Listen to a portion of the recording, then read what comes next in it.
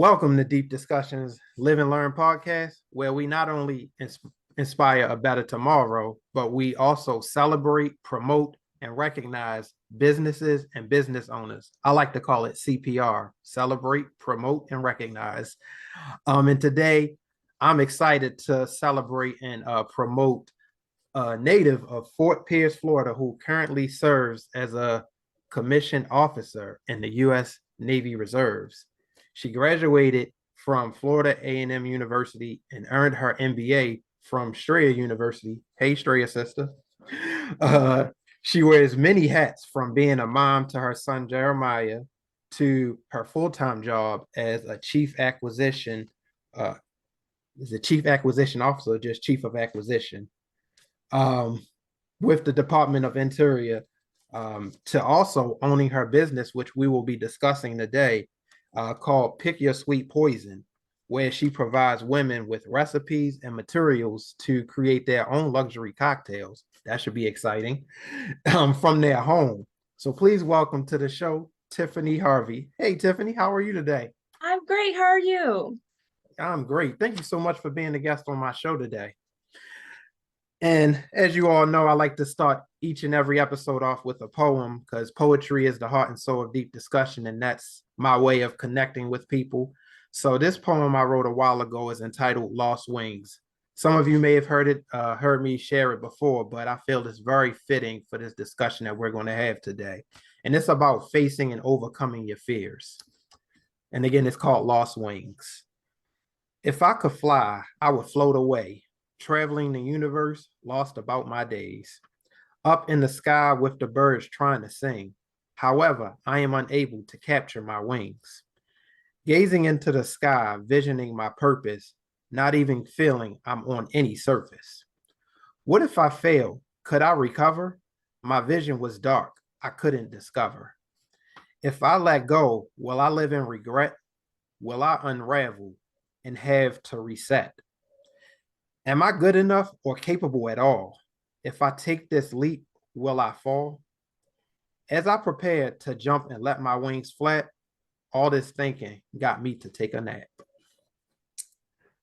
So again, thank you, Tiffany, so much for being a guest on this show today. I read so much about you, and it was really interesting to not only meet with you and learn more about you, but to just read your background and all of the many things that you experienced that got you to being who and where you are today.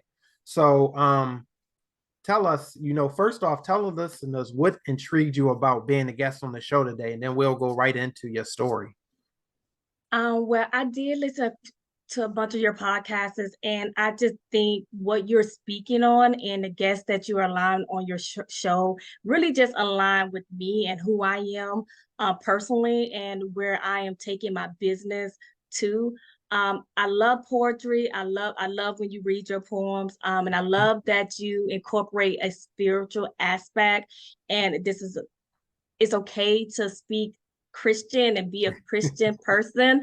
You can't always find that on a lot of podcasts. Sometimes we got to kind of not hide, but kind of watch what we say sometimes. So here in your podcast, I know I can just be free and I can speak free. And if Lord Jesus God come out my mouth, it's acceptable.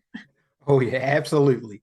Absolutely. And that was something that I had to kind of come to grips with because like you said, a lot of people are hesitant and reserved about, speaking about religion, about God and all of that stuff. But, God is the reason I'm here. God is the one who assigned me this task. So I said, I have to account for him and incorporate him giving me these gifts somehow into my platform. So this was my way of doing that, and I'll continue to do that. So I appreciate your recognition of that, and I'm really looking forward to jumping into this conversation about you. So again, thank you for your service in the U.S. Navy Reserves. You know, we often like loosely like thank people for their service. We just kind of like say it because we feel like we're required to, but I wholeheartedly mean that, based on the stories that you told me, um, this among many other things have led to your accomplishments. So tell me, how did your experience with the in the military contribute to you being who you are today and where you are this day? Actually, it is big. It impacted and shaped my life more than I think I give it credit for. When I came in, 25 years old, graduating from FAMU, I was working at Hertz as the assistant manager, Oh, and I didn't really know where I was going. I know I had a degree, but I couldn't get a professional job. So coming in as an officer, it really set me on the course and the path of not only to be successful in a career that I actually enjoy and love, and I know a lot of people can't say that, right. but it also shaped me to teach me how strong I am. I encountered some of my most painful and learning experience in the military. And I didn't realize at that time that God was preparing me then and taking me through some smaller storms and some smaller growth experience to prepare me for maybe about 20 years later to where a major unexpected storm was going to come in my life, and where now I'm trying to fight through this storm and this battle, not just for myself, but for my son, for my finances, everything I have worked for. So the military really shaped me and really set me on a path of, hey, you got this. You're going to go through some things. And I told people all the time after I had my son, like, military thought they was training me to go to battle. Now it trained me to have this baby. But now, when the child come, you ain't get no sleep for the first, Oh, yeah. 6, 7, 8 weeks till you get them on track. And I was so used to not sleeping. When my son came, they're like, "Are you good?" I said, "Yeah, the military trained me for this. I'm good." But now that I think back, like, I was like, "Oh, the military trained me to be strong, and it helped me find a strength and build a strength in me that I didn't know I had, that I didn't know I was going to need when 2020 came." Wow. That's that was very enlightening too, because when you talk about like how it prepared you to had a strength to have your baby, my wife always talk about like when she gave birth to our child, she felt like she could do anything. Like she was like, that's going to be the toughest thing I ever did. So for you to kind of have both the military and then have a baby, all hats off to you. You definitely have shown your strength and your toughness in more ways than one. Uh, One thing that I meant to mention when I was introducing you was what's fascinating about your story is how you coped with the trauma you experienced in the military, and you showed and practiced resilience to help you become better and stronger, and you're thriving because of it. So originally, when we first were talking about doing this show, we were talking about the whole idea of risk taking and taking risks and things of that nature. So when you talk about risk taking, it's something that usually discourages people from doing many of the things they feel they are called to do or they could be called to do. But a lot of us are hesitant and risk averse these days. So what do you think is the biggest risk that you've taken, and how did you manage it, or how did you alleviate it to help you become as productive of a member of society as you are today?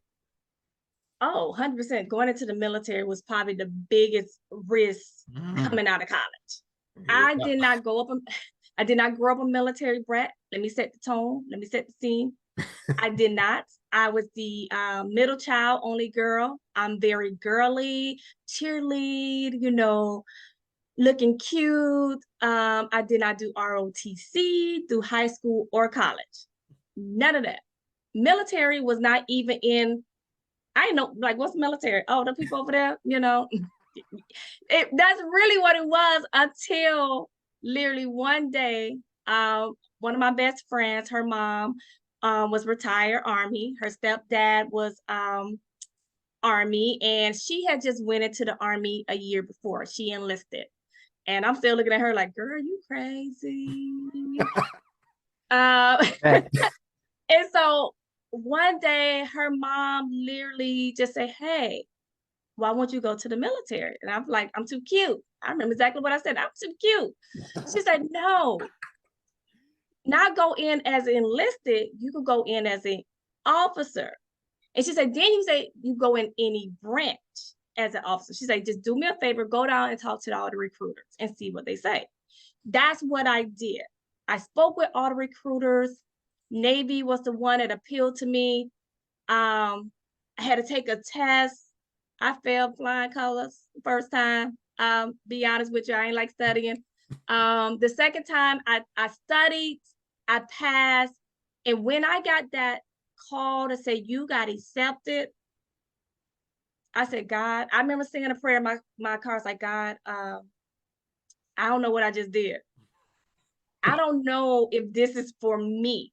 So if this is for me, I need you to kick down this door, open this door wide open so I can walk past my fear, move past my fear, and I'm going to walk in the assignment that you now currently have me on. I was 100% afraid. He made it, God opened that door like, no, this is where you need to be. Walk through. I thought I was good, right? Went to OCS, boot camp for the officers. I cried every day. When it's time to go to my first naval ship assignment, the fear hit me because now I'm about to be a real Navy officer. I'm about to be on the water. I can't call home. I can't run away, Right. I can't tag in a friend. That's when the fear hit me. It really did. And then to learn when I stepped on board that I was one or two female officers when I first arrived. And the only females on the ship were officers, just because just the way the ship was designed in 1960 or 1961. It was called the USS Nashville. Yeah. So it just couldn't house enlisted females. That was the only reason. So throughout my course on the ship, more females will come on board. But I never really got along or bonded with them, maybe because they would like to party. And I went to FAMU. We know how to party. I think everybody knows that. It's HBCU. Yeah. So I was kind of on a different level than some of the other female officers. I was really more about being a good officer to, my junior sailors. And I had already started my MBA program. So I was all about studying. And that fear again kicked in so many times because it was so much that came my way that I got warned about. I got warned and said, "You're too cute." When I stepped on ship, you're too cute. You're going to get hit with a lot of fraternization. You're going to get hit with guys not listening to you. The fear was just building in. I'm already feared for being on a Navy ship. Now I got everyone who's warning me, oh, be ready because this is going to happen to you. So now it's more things just piling on to that everyday fear of just being in the Navy, brand new to the Navy. And now I'm the only Black woman, had no clue. Now I don't really vibe with the other women. It was a lot of fear going on throughout my time where I had a breaking point. And I think that's kind of where we all go through life. We sometimes have this moment or the situation that break us. Mm-hmm. And I had a situation, unfortunately, that broke me on the ship where I got hit with fraternization and I turned to drinking. A lot of people don't know that. I turned to drinking to try to drink the pain away because being in the military at that time was putting so much on me I couldn't carry. So that risk taking, it was hard coming in the military. Look back, it was very hard. I dealt with so much, but again, I'm glad I dealt with it. And I'm glad I went through everything because it has made me who I am now. And it did set me up and prepare me for some of the things that was coming down the pipe that I didn't know was coming. So 100% in the military, terrified. Wow. Whew. I recall when you told me that story, I was just like, wow. people are going to hear this and going to like quickly like I don't know, it's going to trigger something in them to, you know, really speak to what the topic of the episode is, and that's I'm built for this. So you talk about, you know, you're the I guess the struggles and the trouble you had and how you turned to drinking. And a lot of times when people hear that, they're thinking like, whoa, what, you know, what did that lead to next? And it's it's coincidental that, you know, you have your business now that we're going to talk about. So now we're going to talk about your business, Pick Your Sweet Poison. So I guess what inspired the name? And second, what are some challenges or risks that you've taken in your journey with establishing your business? Yes, so Pick Your Sweet Poison. I wanted something fun. I wanted something catchy. That when you heard it, you were like, wait, what's that? Right. That's what I said. You know, it just makes you stop in your footsteps and you think like, what is that? And so that was the first thing the name had to stick and resonate with people to get people to turn their heads like, say that again. I and that's what it does. And so I think we accomplished that with Pick Your Sweet Poison. But the business was birthed from pain, unfortunately. I went through a 3-year marriage, and I was married. Well, I was married for 3 years, and unfortunately, that marriage ended unexpectedly. Um, didn't see it coming at all. And during that time of me dealing with now being a single mom and now going through a painful divorce, my friends would not let me be alone at all. And I started hosting little small gatherings at my house because it's COVID. You know, we it was still COVID in Right. 2020. So one of my friends was like, you know you make cocktails without using a recipe card. I ain't had no clue. I'm just in the kitchen having fun. I'm having a good time. And I'm like, really? But I've been doing cocktails since college. You know, when you broke in college, we make up a lot of stuff. Oh yeah, you're right. Exactly. Yep. Everybody had their role in college. I will make the drinks. Not a problem. You know? That was Yep. my role. So now, as an adult, to be able to share that with my friends, and one of my friends kind of pointed that out to me, I was like, wow, really? I was like, let me look into this and see if I could turn this into a business. Because being a single mom and being financially secure, that's kind of always been my thing. But now being a single mom is like, ooh, I need to make sure I'm really financially secure for my son. So doing some research, I saw like, oh, I think we could break into this business. I found a couple people here, a couple companies here, but nothing as big where I felt like it was saturated, where I could not get in and I could not make a difference. So I took some classes, I've been following people, and I was like, you know what? Mine is going to be a little different because mine is going to be 2 women. Yes, man, we love y'all too. You can enjoy my cocktails, but it's really for women because women, we are so scared of alcohol. We said we can't drink dark liquor. That's too strong, girl. We can't drink gin. That's bitter. We can't drink tequila. That's gonna put me on my behind. You know, we come up with all these different excuses when it comes to cocktail, and cocktail should be fun. It should be like buying a new pair of shoes. Like you should have a good time when you go to the liquor store or a restaurant or in the comfort of your own home. But some of the risks I took to start this business during a divorce, a very heated divorce, something I'm still in the middle of today. I was absolutely afraid because I had to use all my own money. So now I'm a single mom. I have attorney fees that I have no clue what's going to be every month. I have no clue how long this process is going to take. But now I want to start a business and I have no loans, nobody investing in me. I really had to turn to God. And again, I had to ask God again, if this is where, and this is the path I should go down, I need you to make it crystal clear. And he did, but not in a way of light splashing and things. It was clear because I need to remove that fear. For the first time, I walked into a brand new situation or a brand new path, and I have had no real fear on this journey. That's how I know it's from God. Because for the first time, I haven't worried about money. I ain't worried about where things are coming from. I'm really walking this path, and literally enjoying myself.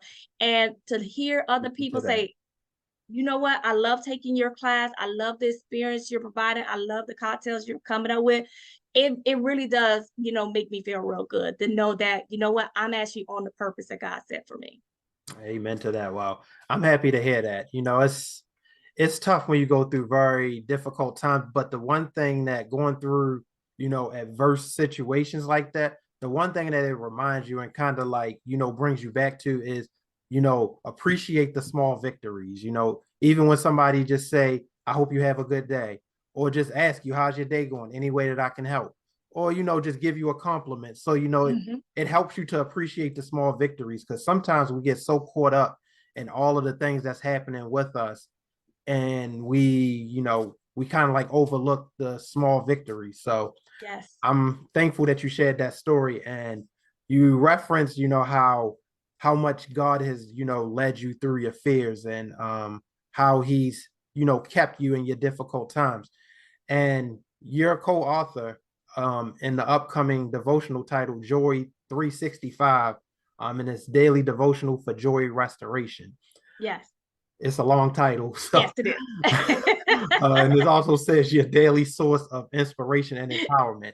Yes. So tell us a little bit without giving the whole thing away, because I Uh-huh. want to encourage people to, find it and check it out. But tell us a little bit about the devotional and what was the inspiration behind you contributing to this book and devotional. Yes, so the Joy 365, the 365 is 365 authors. We're coming together to put together a beautiful devotional of inspiration. And to really, if even if you're not a devotional person, I know a lot of people are like, well, what's a devotional? Or, something, I don't really know what that is. If you are a person who needs a little inspiration, or maybe you're going through something, or maybe you're just living your best life right now. But you like to start your day off with a little bit of inspiration and encouraging word. That's what this devotional is meant to do. It's meant to add to everyone's life, regardless of the situation you're in, regardless of what you're going through. Is for us to tell a little bit of our story or give you a piece of our testimony or just an encouraging word or a beautiful poem to really help you start your day off better. For me, it meant a lot for me to contribute to this. During my divorce, I saw therapists. Matter of fact, I saw two therapists. I saw a medical professional therapist, and I also saw a spiritual therapist. I needed both of them to get me through what I was going through. And during that time, they both encouraged me to journal. Nope. Asked me, did I write as a grown up? Nope. I did not like writing when I grew up? Nope. I fought both of my therapists tooth and nails for almost a year. They wanted me to journal. I was like, I don't need a journal. But once I started to journal, it released something in me that I just was not able to speak. Yeah. So when a friend of mine said, hey, I'm going to be a part of this project, I think it's good for you. She's like, just listen to her. And I did. And I literally wrote my devotional, which is just a small piece of my testimony. It's titled, I'm Built for This. And it just shares with you all and encourage anyone else. If you're going through anything, we all are going to go through a storm. The Bible speaks, storms are going to come. The thing you have to remember that God has already prepared you for each and every storm that's going to come into your life. So that's kind of where my devotional is, that he prepared me, he will prepare you, and you are built for this. You are built for everything. So that's kind of where my devotional is, to really give everybody that encouragement. You got this. It's like, give me a high five, girl. You got this. Don't I know you want to cry. I know you want to give up. We all do. But you are built for this and you can get through it. Amen. You just spoke a word there. um I don't know how do I even continue after that. So um so we're kind of pressed up against time here. So just really quick, one of the topics that you spoke on, and you spoke on a lot of topics in your devotional, but one that you talked about was when you walk away because the military job is not perfect for you. And it said, and I wanted to ask you, and I guess this is a way to connect with anyone. How do you determine if a job is a perfect fit, and when do you know, or when did you discover that it was time to walk away? Oh, that's a good question. And I think at some point in all of our lives, we're going to come to a decision. Mine was the military. Someone else's may be a marriage. Someone else's may be when to just move away, to another state. It could be anything that happens in our life where we have to make that decision, big or small. For me, I got to the point where I said I started to drink because it was getting too much. I mean, wearing that uniform every day when I first came in, it impacted my life that I didn't know, not in a good way. Now, the good way I wouldn't recognize so much later. It was more negative. I was being questioned for everything I said. I had to learn when to speak. I had to learn when to talk. I had to learn when to raise my hand. I just had to learn so much. And I felt like they were putting me in a box and I was losing who Tiffany was. And I couldn't be who God had really made me to be. I was losing my joy, really what it was. And being accused of so much and you don't know where it's all coming from and just feel like you're being attacked. It was too much for me to bear. I thank God that it was a fellow officer who saw it in me and that saw that like she's having a hard time. And he's the one who got me on daily devotionals every day to help me through what I was going through to get up until I got reassigned off the ship. But when I got reassigned and I went to my next duty station, I still realized like I'm not happy. After doing two deployments, no, was it two deployments on a ship, one in Afghanistan, I just was not happy. And I literally had to sit down and figure out, it's the military for me, because I knew that's what the stem of it. If I stay in, yes, I had a great career ahead of me, but at what price? So I chose me instead. Amen. And that was the best decision I ever did. Now, don't get me wrong. I know everybody say, isn't she still in the reserves? Yes. But reserves and active duty, those are totally two different communities. They do not operate the same. So I chose to leave active duty, go to the civilian sector for a full-time job, and stay connected with the reserves. Again, I knew some of the benefits of being still with the military. I just could not handle wearing the uniform every day and eat, breathe military. That became too much for me. And I had to choose me. And honestly, I tell you all, best decision I ever made, because I cannot see where I would be if I would have stayed in. I don't think it really would have been that good. I honestly think I would be as happy that I am right now before you if I did not choose me. Amen. Wow. I'm so happy that you shared that story, and I'm happy that you're in a better place now, because I can't even imagine how scary, intimidating, and how stressful and traumatic that experience was for you, So I'm glad that God got you through that and got you to where you are now. So again, I know I'm trying to be courteous of your time here. So we're going to go into my next segment of spiritual relief, and this is where I share a Bible verse that I feel is really connected with what we're talking about, and I give my thoughts on it. This one is a little bit different because I have a personal testimony, and a lot of what I've just recently experienced is on a lesser degree similar to what you experienced. So I'm gonna start by reading the verse first, and I'm gonna give my two thoughts on it. So the Bible verse comes from Matthew chapter 16, and it's verses 26 through 25, and it reads, "If you try to hang on to your life, you will lose it.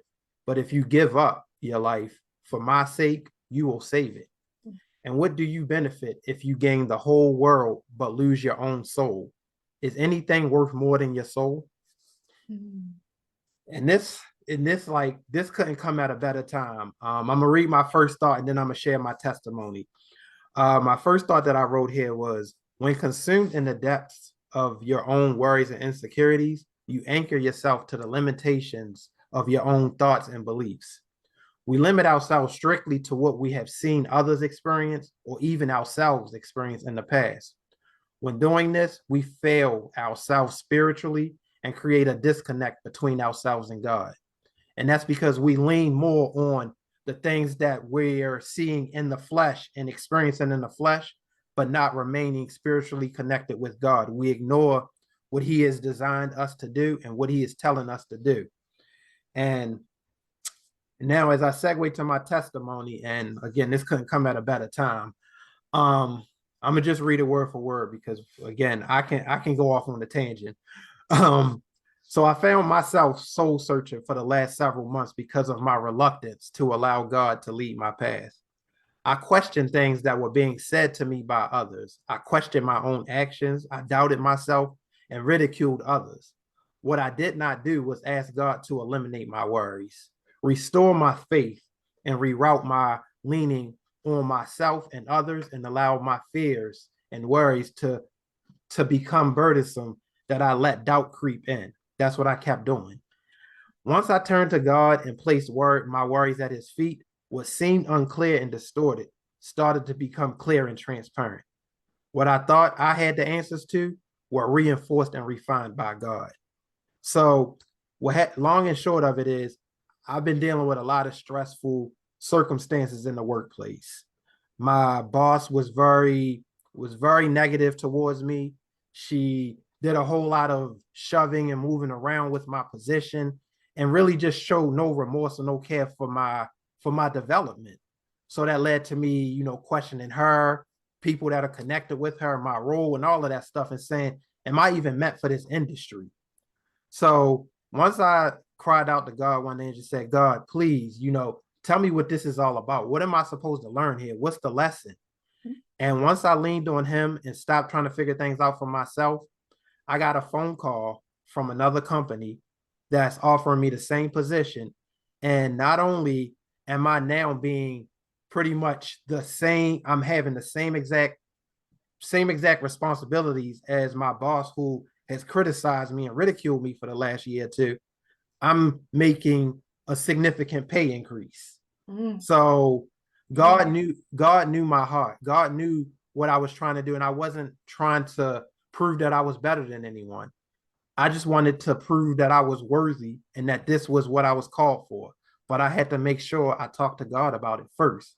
So I say that to say, hearing your story, really resonated and kind of like reconfirmed some things with me, because here I'm worrying about what's happening with me at work and thinking that my situation is so stressful and traumatic. But for you to overcome the things that you've overcome, and those of you who are listening and watching this episode, know that whatever you're dealing with, whatever you're going through, God knows. God knows what's going on. And He already made the plan for you to get through it. You just have to tell Him, you know, I'm ready. I'm ready to hear what you have to tell me, God. I'm ready to follow your lead. And God already knows. So I hope that hearing both Tiffany's story and my story will do something to inspire and encourage you today to not only cope with your circumstances, but become resilient and put your faith in God, because he knows your heart and he knows what you're supposed to do and where you're supposed to be. So that was a lot. I'm going to close out here with my last segment, and then I'll give the floor to you to share everyone with how to get connected with you. The last segment that I do is called In My Opinion, which I do the top 5 reasons of something related to today's topic. And this one is why people are afraid to take risks. And the 5 reasons I chose was they have the better safe than sorry mentality, lack of self-confidence, lack of trust in others, they've seen others fail to do it, and lastly, fear of scrutiny. So you, Tiffany, can either provide your own 5 or comment on, or provide your own, reasons that you feel people are afraid to take risks, or you could just comment on the list that I just shared. No, I agree with your list. I was probably say yes. People just sometimes are just comfortable. And I think to me, that's one of the biggest things why people don't take a risk, because they don't settle in comfort. Yeah. And they comfort is not always good place. But for some people, comfortable is where they choose to be because it's safe. So sometimes the risk of moving forward is more scarier. And so they choose comfort. And I think people need to understand comfort is not always a good place where you want to be. You can't grow in comfort. You can't find anything new in comfort.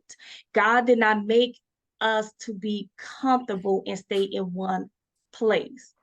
So for anyone who is aspiring to do something, anyone who has a fear right now, just pray to God and listen to him, and he will direct your path because he already has it set.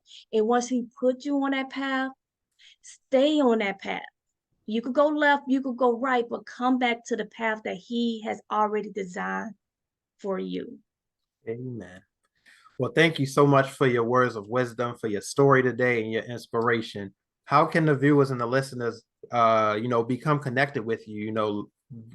Hear more about your devotional, your pick your own sweet poison. I'm obviously going to tell people I know about it, but for those who are listening and watching, tell them how they could become connected with you. Yeah, so if you're interested in taking any virtual mixology classes or want private lessons, or just want to find the Pick Your Sweet Poison cocktail recipe box, the boxes are on Amazon, 2-day Prime. Just type in Pick Your Sweet Poison. You get over 60 custom cocktail recipes in that box. You can also go to our website, is www.cocktailrecipes.fun, Fun, and you can follow us and sign up for our newsletters.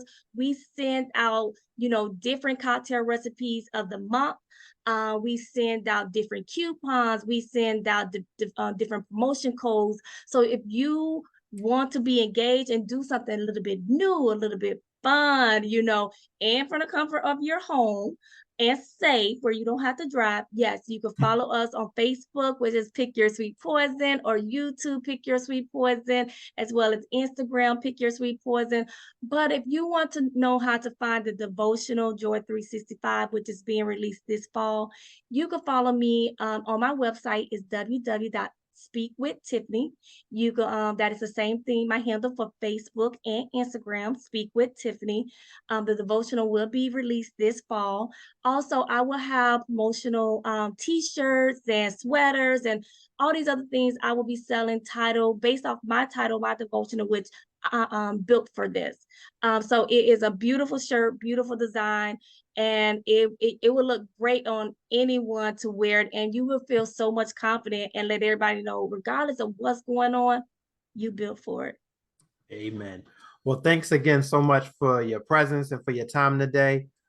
Thank you again for supporting Deep Discussions mission to inspire a better tomorrow. And you can get connected with me through Facebook and Instagram as well, at Deep Discussion. I'm on Twitter. I'm not on there as much, but I will be, _ Deep Discussion. And you can visit my website at deepdiscussion.org if you'd like to be a guest or somehow get connected with Deep Discussion and be a part of the inspiration. Thanks again for supporting Deep Discussion's mission to inspire a better tomorrow.